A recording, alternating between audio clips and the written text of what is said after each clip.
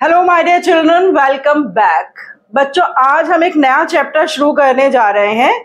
उस चैप्टर को शुरू करने से पहले हम एक इमेजिनेटिव एग्जाम्पल लेंगे। पेट्रोल पंप तो आप सभी ने देखे होंगे। इमेजिन करिए, एक बहुत ही रिमोट एरिया में, एक विलेज में एक पेट्रोल पंप है। अब आप सोच सकते हैं कि वो जो petrol pump petrol and diesel services provide कर रहा है अपने कस्टमर्स को, तो जब उसने वो पेट्रोल और डीजल अरेंज किया होगा तो कैसे अरेंज किया होगा? ऑयल रिफाइनरीज से उसके डिपो तक जो पेट्रोल आया होगा उसके लिए उसने क्या सर्विसेज यूज की होंगी? ट्रांसपोर्ट सर्विसेज यूज की होंगी।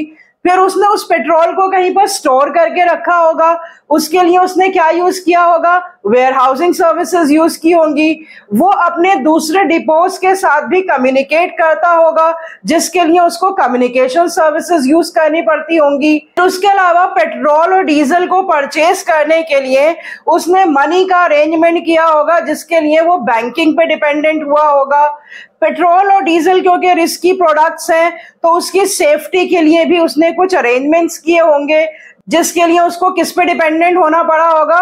इंश्योरेंस पे डिपेंडेंट होना पड़ा होगा। तो बच्चों, एक छोटे से एग्जाम्पल से हमने ये देखा कि एक बिजनेस एक्टिविटी को परफॉर्म करने के लिए किसी भी बिजनेसमैन को कितनी सारी एक्टिविटीज पे डिपेंडेंट होना पड़ता है, जिसके बिना वो बिजनेस एक्टिविटी पॉसिबल ही नहीं है।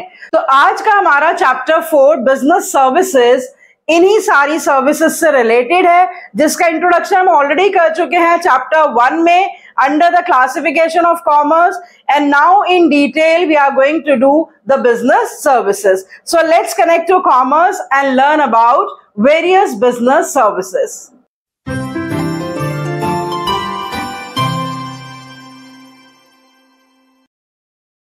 बच्चों, ये चैप्टर शुरू करने से पहले सबसे पहले मैं आपको ये बता दूं कि इस चैप्टर को हम एनसीईआरटी से नहीं करेंगे।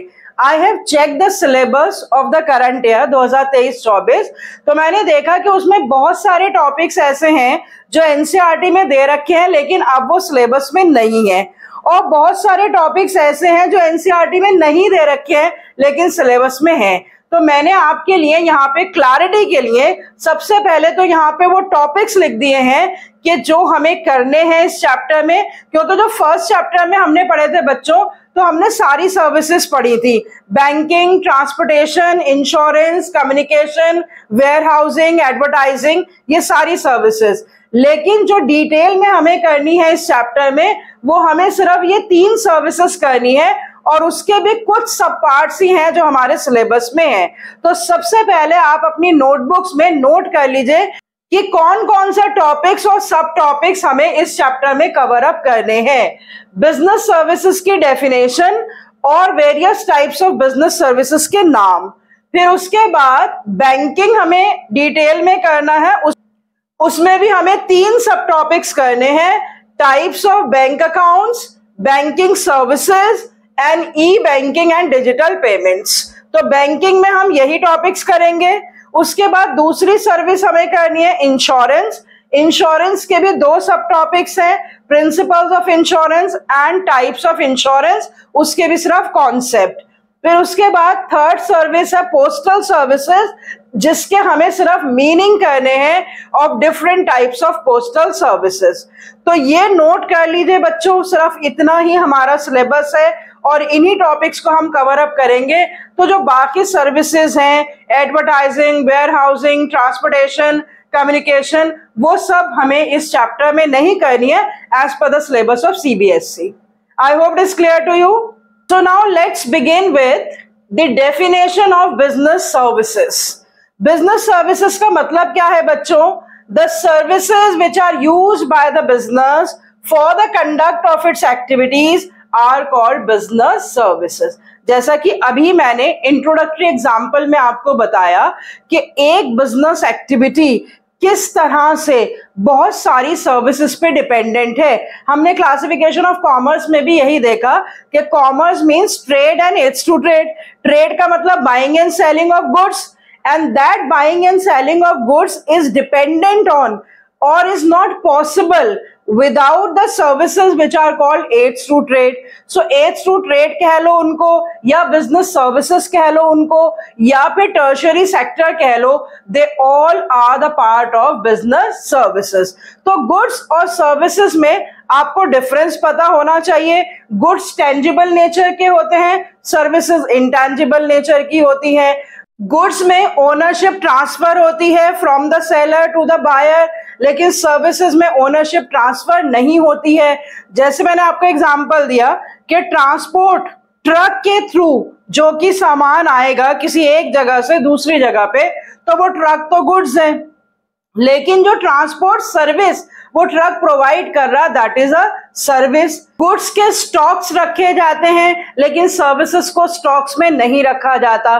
तो बिजनेस सर्विसेज का मतलब कि everything that is required by the businessman to conduct its activities, that is called the business services. तो हमें क्योंकि सिलेबस में 3 सर्विसेज करनी है, तो आज हम शुरू करेंगे बैंकिंग से.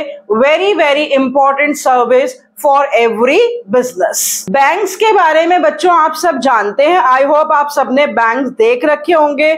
आप में से बहुत सारे बच्चों का बैंक अकाउंट भी होगा जो पेरेंट्स ने खुलवा रखा होगा आपके नाम पे, क्योंकि अभी आप माइनर हैं, मेजर नहीं हैं, या आपके पेरेंट्स के बैंक अकाउंट्स होंगे. तो आपको बहुत कुछ तो पता होगा कि बैंक किस तरह के इंस्टीट्यूशंस होते हैं और बैंकिंग जो सर्विस है वो किस तरह की सर्विस फैसिलिटी है.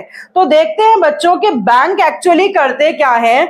बैंक जो है पब्लिक की सेविंग्स को एक्सेप्ट करते हैं इन द फॉर्म ऑफ डिपॉजिट्स, और उसको चैनलाइज करते हैं जहां पर भी फंड्स की रिक्वायरमेंट्स होती हैं, चाहे इंडस्ट्रीज में, चाहे जो इन्वेस्टर्स हैं, चाहे जो ग्रुप्स हैं, चाहे कोई इंडिविजुअल पर्सन है जिसको भी पैसे की जरूरत होती है इन्वेस्टमेंट पर्पस के लिए, उसको पैसा देने का काम, और लोगों से जिन्होंने पैसा सेव कर रखा है उनसे पैसा लेने का काम एक कनेक्टिंग लिंक की तरह बैंक करता है. तो बैंक जो है एक लिंक है between the fund providers, those who save the funds, and between the fund seekers, those who need the funds. तो बैंकिंग की क्या डेफिनेशन हो गई? Accepting deposits of money from the public for the purpose of lending and investment. मतलब public से पैसा लेना किस पर्पस के लिए? लेंडिंग एंड इन्वेस्टमेंट पर्पस के लिए, जो कि रीपेएबल है ऑन डिमांड. मतलब जिसने पैसा दिया है वो अपना पैसा वापस डिमांड कर सकता है. विड्रॉएबल बाय चेक और अदरवाइज, उसको विड्रॉ भी कर सकता है चेक के थ्रू या किसी और तरीके से. तो ये एक प्रॉपर डेफिनेशन है बैंकिंग की. I hope this definition is very clear, जिससे हमें पता लगता है कि बैंकिंग सर्विस में क्या सर्विस प्रोवाइड होती है कि जिनको पैसा चाहिए उनको पैसा दिया जाएगा, और जिनके पास सरप्लस पैसा है उनसे पैसा लिया जाएगा, और उसके ऊपर बैंक इंटरेस्ट प्रोवाइड करता है जिनसे पैसा लेता है, और जिनको वो पैसा देता है उनसे वो इंटरेस्ट चार्ज करता है. तो बिजनेस को भी इस तरह की बैंकिंग सर्विसेज की जरूरत पड़ती है in order to arrange the funds for them. अब जो बैंकिंग के सब टॉपिक्स हमें करने हैं, टाइप्स ऑफ बैंक अकाउंट्स, वो भी इसी से आपको क्लियर होंगे, क्योंकि मैंने यहाँ लिखा accepting deposits from the public. तो जब पब्लिक बैंक में पैसा जमा करवाएगी तो कोई ना कोई बैंक अकाउंट खोलकर, किसी भी तरह का एक particular type of bank account खोलकर वो पैसा बैंक में जमा कराया जाएगा. तो कितनी तरह के बैंक अकाउंट्स होते हैं और उन सारे अकाउंट्स में क्या क्या बेसिक डिफरेंसेस होते हैं, ये अभी हम पढ़ेंगे in the types of bank accounts. फिर उसके बाद इन the form of granting loans, तो वो क्या क्या सर्विसेज प्रोवाइड करते हैं वो हम पढ़ेंगे बैंकिंग सर्विसेज में. और फिर उसके बाद हम ये भी देखेंगे कि इलेक्ट्रॉनिकली जो बैंकिंग है और जो पेमेंट्स हैं इलेक्ट्रॉनिक मोड के थ्रू वो कैसे होती हैं. तो ये सारे सब टॉपिक्स अभी हम आगे कवर अप करेंगे अंडर द टॉपिक बैंकिंग. बच्चों बैंक अकाउंट्स 5 टाइप्स के होते हैं. Write down their names: saving deposit account, current deposit account, fixed deposit account, recurring deposit account and multiple option deposit account. छोटा छोटा सा स्लाइड साइड डिफरेंस है इसमें. जिनके पास स्मॉल सेविंग्स होती हैं, कोई भी एक इंडिविजुअल, हम, आप या कोई भी, वो बैंक में एक सिंपल अकाउंट खुलवा सकता है जिसको हम कहते हैं सेविंग डिपॉजिट अकाउंट। वो मिनिमम अमाउंट से कहीं कहीं वो 500 रुपए है, कहीं 1000 रुपए है, कहीं वो और अलग भी है, लेकिन एक मिनिमम अमाउंट पे और कहीं कहीं जीरो बैलेंस पे भी अकाउंट खुल जाता है कि आपके नाम का एक अकाउंट खुल गया, जब चाहे आप उसमें पैसा जमा करा सकते हैं और उसमें से पैसा विड्रॉ कर सकते हैं, लेकिन उसमें कोई लिमिट होती है। हर बैंक की वो लिमिट भी अलग अलग होती है कि कितनी बार आप विड्रॉ कर सकते हैं, इससे ज्यादा विड्रॉ नहीं कर सकते हैं, और उस पर नॉमिनल इंटरेस्ट जो है वो बैंक देता है 4%, 5%, बहुत ज्यादा इंटरेस्ट इस तरह के अकाउंट पे नहीं मिलता है। उसके अलावा एक करंट अकाउंट होता है जो कि ज्यादातर बिजनेसमैन खुलवाते हैं, क्योंकि बिजनेसमैन को बहुत सारी ट्रांजैक्शंस करनी होती है और करंट अकाउंट पे किसी भी तरह की ट्रांजैक्शंस पे कोई लिमिट नहीं होती है, लेकिन उस पे कोई इंटरेस्ट नहीं मिलता है। इस अकाउंट में एक फैसिलिटी दी जाती है, that is called the overdraft facility. वो फैसिलिटी क्या होती है कि बिजनेसमैन के पास अगर पर्टिकुलर टाइम पीरियड पे कम बैलेंस है और उसके बैलेंस से ज्यादा अमाउंट जो है वो उसके बैंक अकाउंट से जा रहा है, तो बैंक ये फैसिलिटी प्रोवाइड करता है कि for the short time period वो बिजनेसमैन के बिहाफ पे पेमेंट कर देता है और बाद में उस पेमेंट को रिकवर कर लिया जाता है फ्रॉम द बिजनेसमैन। तो ये शॉर्ट पीरियड के लिए फैसिलिटी दी जाती है और उसके ऊपर कोई लिमिट होती है, सिर्फ इतनी लिमिट तक ही ओवरड्रॉ किया जा सकता है। इस तरह की ओवरड्राफ्ट फैसिलिटी सेविंग अकाउंट में नहीं होती है, करंट अकाउंट में होती है, और इंटरेस्ट जो है वो करंट अकाउंट पे नहीं मिलता है, सेविंग अकाउंट पे मिलता है। ठीक है, अब आ जाते हैं थर्ड कैटेगरी ऑफ अकाउंट में, फिक्स डिपॉजिट। इसके नाम से ही पता चल रहा है, fix amount for a fix period deposited in the bank and a high interest is being given to the depositor. एक फिक्स अमाउंट, मान लीजिए 10,000 रुपए या 50,000 रुपए या 1,00,000 रुपए कोई जमा करा दे 1 साल के लिए, 2 साल के लिए, 5 साल के लिए, और उसके बाद एक सर्टिफिकेट इशू हो जाता है जो फिक्स डिपॉजिट सर्टिफिकेट होता है। उसमें सब कुछ मेंशन होता है, कितना अमाउंट डिपॉजिट करा, कितने टाइम पीरियड के लिए डिपॉजिट करा, कितना उस पर रेट ऑफ इंटरेस्ट मिलेगा, उसकी मैच्योरिटी वैल्यू क्या होगी।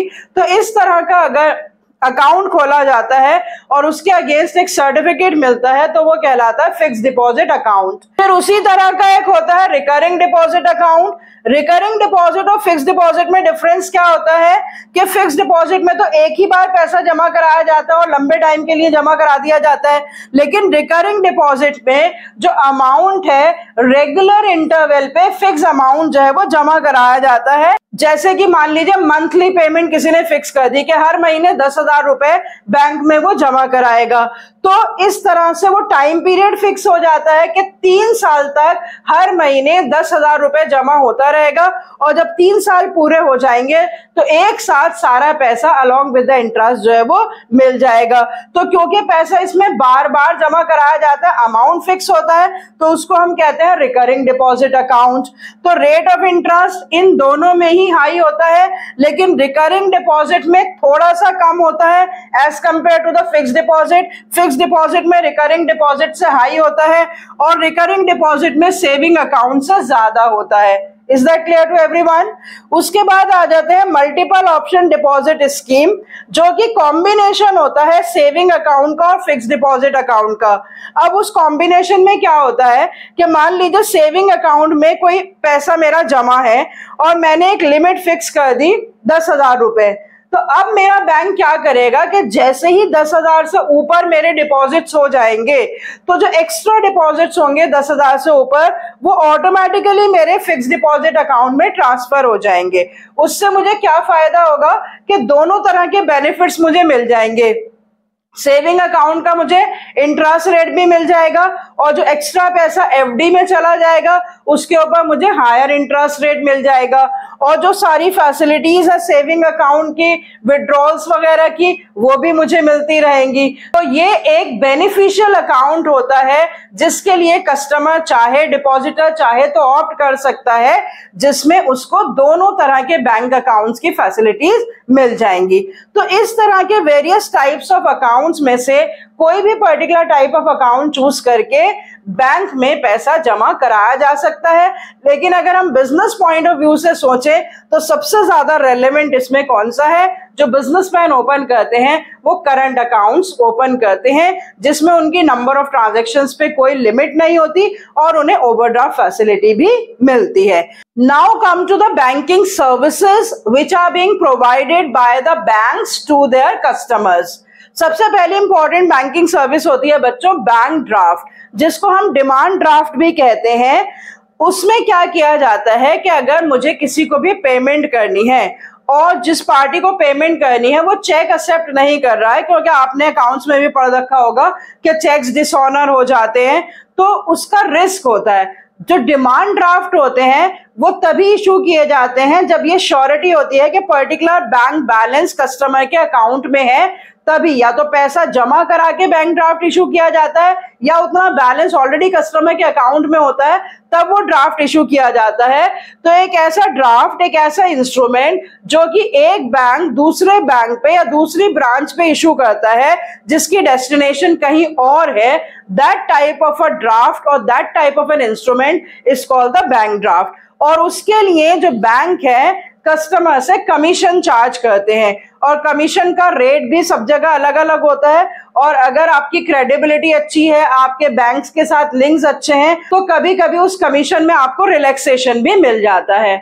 फिर उसके बाद सेकंड फैसिलिटी है बैंक ओवरड्राफ्ट की, जो अभी हमने डिस्कस करी, facility to overdraw than the balance in the current account. लेकिन ये फैसिलिटी सिर्फ और सिर्फ करंट अकाउंट पे मिलती है, दूसरे अकाउंट्स पे ये फैसिलिटी नहीं मिलती है कि जितना बैलेंस है उससे ज्यादा भी अगर पेमेंट्स हो रही हैं तो बैंक कस्टमर के बिहाफ पे पेमेंट कर देता है फॉर द टाइम बीइंग। उसकी एक लिमिट होती है और उस लिमिट को बाद में कस्टमर को पूरा करना पड़ता है, और जो अमाउंट ओवर विड्रॉ किया जाता है उसके ऊपर भी कस्टमर को कुछ इंटरेस्ट पे करना पड़ता है टू द बैंक्स। उसके बाद जो सबसे कॉमन कैटेगरी होती है वो होती है कैश क्रेडिट, जिसमें एक शॉर्ट टर्म लोन जो है वो बोरोवर को दे दिया जाता है, उसको एक लिमिट सैंक्शन कर दी जाती है up to which he can draw the amount from the bank. एक पर्टिकुलर लिमिट उसके अकाउंट में in the form of cash transfer कर दी जाती है, वो उसको शॉर्ट टर्म लोन प्रोवाइड किया जाता है और जो लिमिट उसके अकाउंट में आ जाती है उसमें से वो विड्रॉ कर सकता है। This is a type of a loan that is given for a shorter duration and definitely उस पे इंटरेस्ट देना पड़ता है कस्टमर को। तो इस तरह से डिफरेंट सर्विसेज जो हैं इन the form of overdrawn facility, in the form of cash credit, in the form of bank draft, these services are provided by the bankers to their customers. तो different types of bank accounts जिनके through customers से deposits accept किए जाते हैं और different type of banking services जो कि customers को प्रोवाइड की जाती है, ये ट्रेडिशनल सर्विसेज हैं। अब हम ई बैंकिंग में पढ़ेंगे कि इलेक्ट्रॉनिक बैंकिंग कैसे होती है और इलेक्ट्रॉनिक बैंकिंग में what are the various methods of digital payments that are available to the customers. Now let's move on to the electronic banking. Electronic banking का मतलब होता है internet banking that allows a customer to conduct the banking transactions electronically. बहुत सारे electronic methods तो अब हम use कर ही रहे हैं। आप लोगों को डायरेक्ट फर्स्ट हैंड एक्सपीरियंस भी होगा बच्चों कि जिसमें यूजर जो है अपने पीसी से या फोन से या लैपटॉप से, और उसके पास अगर इंटरनेट अवेलेबल है, ब्राउजर है, और उससे वो बैंक की वेबसाइट से कनेक्ट हो जाता है और उस तरह से डिजिटल पेमेंट्स की जाती हैं। तो कुछ कॉमन एग्जांपल्स हैं बच्चों यहाँ पे डिजिटल पेमेंट्स के, उनके एग्जांपल्स मैं आपके साथ शेयर कर लेती हूँ कि किस तरह की डिजिटल पेमेंट्स होती हैं। जो मोस्ट कॉमन मेथड होता है वो होता है electronic fund transfer. Electronic fund transfer में भी दो तरह के ट्रांसफर होते हैं, एक होता है नेशनल इलेक्ट्रॉनिक फंड ट्रांसफर और एक होता है रियल टाइम ग्रॉस सेटलमेंट। अब इन दोनों में बेसिक डिफरेंस क्या होता है? इसको रियल टाइम ग्रॉस सेटलमेंट क्यों कहते हैं? क्योंकि इसमें on a click of mouse immediately he fund transfer हो जाते हैं रियल टाइम में। कोई वेटिंग पीरियड नहीं होता है, जबकि नेशनल इलेक्ट्रॉनिक फंड ट्रांसफर में वेटिंग पीरियड होता है कि अगर हमने पर्टिकुलर टाइम पे ट्रांजैक्शन की है और जब कुछ ट्रांजैक्शंस इकट्ठी हो जाती हैं कस्टमर्स की, उसके बाद वो कलेक्टिव ट्रांजैक्शंस एक साथ प्रोसेस की जाती हैं। और रियल टाइम ग्रॉस सेटलमेंट में कोई वेटिंग टाइम नहीं होता, बिल्कुल रियल टाइम में, और टोटल ग्रॉस अमाउंट एक साथ ट्रांसफर हो जाता है। दोनों ही इलेक्ट्रॉनिक फंड ट्रांसफर हैं। इसमें रियल टाइम ग्रॉस सेटलमेंट में लिमिट भी होती है, मिनिमम 2 लाख की लिमिट होती है। अगर उससे कम पेमेंट करनी हो तो एनईएफटी से करनी होती है, और 2 लाख से ज्यादा हो तो आप एनईएफटी से भी कर सकते हैं, आरटीजीएस से भी कर सकते हैं, और मैक्सिमम लिमिट आरटीजीएस में कुछ नहीं होती है। तो इलेक्ट्रॉनिकली जब फंड्स ट्रांसफर किए जाते हैं तो या तो एनईएफटी के थ्रू किए जाते हैं या आरटीजीएस के थ्रू किए जाते हैं। फिर उसके बाद बच्चों प्लास्टिक मनी, जो कि बहुत ही कॉमन मेथड है डिजिटल पेमेंट्स का, debit card and credit card. Debit card हमारे एटीएम कार्ड्स होते हैं। जब भी हमारा बैंक अकाउंट होता है, जितना बैलेंस हमारे बैंक अकाउंट में होता है उतना बैलेंस हम यूज कर सकते हैं to make the payments through the digital card. Swipe machines होती हैं, जहां पर भी आप जाते हैं सामान खरीदने के लिए, वहां पर आप अपना कार्ड देते हैं और स्वाइप करके आपको कुछ पिन एंटर करना पड़ता है, और जितना आपके बैंक अकाउंट में बैलेंस होता है उतनी ही लिमिट तक आप पेमेंट कर सकते हैं। क्रेडिट कार्ड भी सेम ही तरह से फंक्शन होते हैं, लेकिन क्रेडिट कार्ड में आप बैलेंस से ज्यादा, मतलब आप पहले खर्चा कर दीजिए बाद में उनको पेमेंट कर दीजिए, वो क्रेडिट कार्ड के थ्रू होता है। और दोनों ही कार्ड्स को प्लास्टिक मनी कहा जाता है, और 95% ट्रांजैक्शंस जो हैं वो डेबिट और क्रेडिट कार्ड्स के थ्रू ही होती हैं। ज्यादातर ट्रांजैक्शंस जो कि हम इस्तेमाल करते हैं फॉर बाइंग एंड सेलिंग। फिर उसके बाद मोबाइल वॉलेट्स, हम सभी के मोबाइल फोन्स में कुछ एप्स होते हैं लाइक पेटीएम, गूगल पे, पेपाल, ये सारे मोबाइल एप्स प्ले स्टोर से डाउनलोड कर लेते हैं। उस वॉलेट में हम अपना पैसा जमा करा देते हैं और फिर उससे पेमेंट हम करते रहते हैं। So that is called mobile wallets. फिर उसके बाद AEPS होता है, आधार अनेबल्ड पेमेंट सिस्टम, जहां पर हमारा बैंक अकाउंट होता है जिस ब्रांच में, जिस बैंक में, और उससे हमारा आधार लिंक्ड होता है। तो वहां जाकर के साइन करके या थंब इम्प्रेशन देकर अगर हम पेमेंट करवाएं तो that is called Aadhaar enabled payment system. फिर उसके बाद होता है POS terminals, point of sale terminals कहलाते हैं बच्चों ये। और जो पॉइंट ऑफ सेल टर्मिनल्स होते हैं वो 3 तरह के होते हैं, physical terminals, mobile terminals and virtual terminals. तो जो फिजिकल टर्मिनल्स होते हैं वो ज्यादातर शॉप्स वगैरह पे रखे होते हैं जहां पे हम खरीदारी करते हैं, और उनके पास एक डिटेक्टिंग मशीन होती है जो कि हमारे बैंक कार्ड्स को रीड कर लेती है और उसके थ्रू हम पेमेंट कर देते हैं। जो मोबाइल टर्मिनल्स होते हैं वो टैबलेट और स्मार्टफोन से कनेक्टेड होते हैं, उसके थ्रू वो काम करते हैं। और जो वर्चुअल टर्मिनल्स होते हैं उसमें वेब बेस्ड एप्लीकेशन से पेमेंट प्रोसेस की जाती है। तो इस तरह से जो पॉइंट ऑफ सेल टर्मिनल्स हैं उसके थ्रू भी डिजिटल पेमेंट्स होती हैं। Last but not the least is the digital cash. Digital cash का मतलब होता है ई मनी या ई करेंसी या साइबर करेंसी, या इसे क्रिप्टो करेंसी भी कहते हैं, where the payment is made without involving the bank. Secure payments इसमें हो जाती हैं जिसमें एक अमाउंट को खरीद लिया जाता है, कैश क्रेडिट को अपने वॉलेट में रख लिया जाता है और फिर उसके बाद उसमें से पेमेंट्स की जा सकती हैं। इसके एग्जांपल्स हैं जैसे रिपल है, बिटकॉइन है, क्रिप्टो करेंसीज हैं, ये सारे एग्जांपल्स हैं डिजिटल कैश के। So these are the various types of digital payments that are currently being used under the e-banking services. So with this, students, I have finished off all the topics that are the part of the banking, that what is banking, what are the various bank accounts that can be opened, what are the various banking services that were traditionally being provided by the banks, and what are the new methods of payment that the banks are offering to the customers under the digital payments. So with this, whatever is there in the CBSE syllabus under the topic banking is over. Next time I'll start with the insurance, that is another service facility that is very much required by every businessman to cover up their various risks. So I hope you have watched all the video lectures that are related to the earlier chapters 1, 2 and 3. If you have not seen, वो सारी videos आप देख लीजिए। मेरे channel को भी आपने subscribe कर लिया होगा, नहीं किया तो सब्सक्राइब कर लीजिए और लाइक एंड शेयर करिए, मैक्सिमम स्टूडेंट्स के साथ शेयर करिए, so that everybody gets connected and everybody learns difficult topics in a easy and understandable manner.